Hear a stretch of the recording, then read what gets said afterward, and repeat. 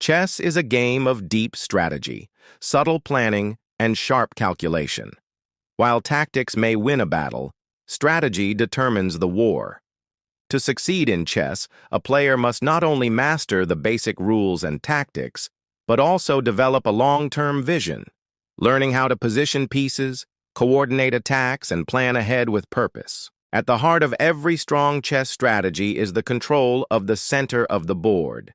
The central squares e4, d4, e5, and d5 are critical because they allow pieces to influence all parts of the board.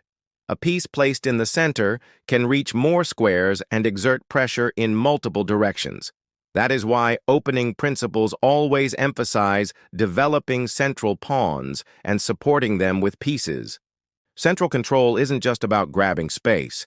It's about creating a base of operations from which one can launch attacks and maintain flexibility. Closely connected to central control is the development of pieces. The knights and bishops should be brought into the game early and actively, typically before moving the queen or rooks. The reason is simple. Knights and bishops are most effective when placed on active squares, where they contribute to central dominance and prepare for kingside or queenside operations.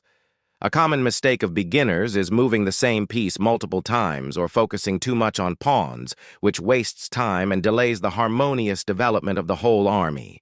Good strategic play ensures that all pieces are involved and placed where they can support each other. An essential strategic goal during the opening and early middle game is the safety of the king. Castling is the best way to safeguard the king while also connecting the rooks.